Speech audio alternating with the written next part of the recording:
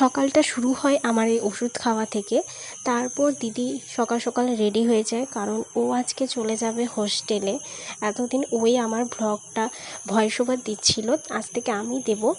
এরপর ও চলে যাওয়ার পর আমি ড্রেসিং টেবিলটা একটু গুছিয়ে নিই, কারণ অনেক নোংরা হয়ে গেছিলো, অনেক ধুলো জমে গেছিলো, অনেক দিন পরিষ্কার করা হয়নি। তাই স্নান টান করে পুজো দিয়ে আমি ওয়েদারটা আজকে দেখছি ভীষণই সুন্দর। টানা এক নাগাড়ে কয়েকদিন বৃষ্টি হওয়ার পর কাশফুলগুলো জ্যান্ত হয়ে গেছে মনে হচ্ছিল। সকালে ব্রেকফাস্ট যেহেতু করিনি, তাই আজকে একবারে লাঞ্চ সেরে নিলাম।